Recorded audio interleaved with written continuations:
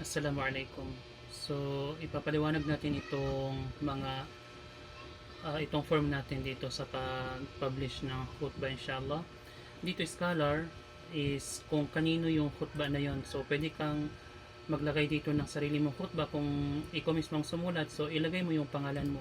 Kung iba naman halimbawa, mag-share ka ng ibang khutbah, translate mo lang halimbawa mula sa ibang language. So, ilagay mo dito kung sino yung original. Okay?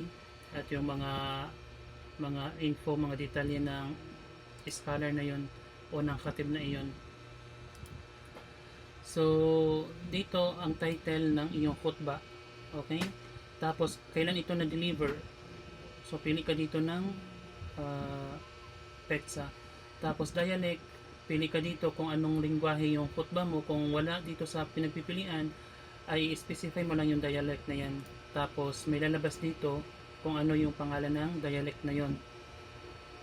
So, mosque, ano yung masjid na pagdideliveran mo ng or pinagdeliveran ng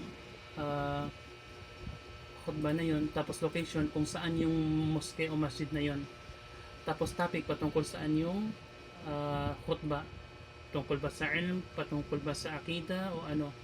Tapos summary yung buod ng ng khutbah na yon. Itong takeaways is kung ano yung mga matututunan sa pinaka-highlight ba ng khutbah mo. So, per line yan, per tab. Tapos, YouTube audio or video, kung na-record mo yung pag-deliver mo, i-upload mo yun sa YouTube, tapos kunin mo yung link at ilagay mo dito. Itong khutbah text ay ito na mismo yung pinaka khutbah mo, yung written na khutbah. Ito yung pinakamahalaga kasi yung mga ustad natin, yung mga imam natin, mga khatib na walang time para magsulat, at least pwedeng pumunta sila dito sa ating site at i-copy paste na lang or i-download ang PDF ng iyong khutbah para ma-deliver nila sa iba inshallah. Tapos i-publish mo lang.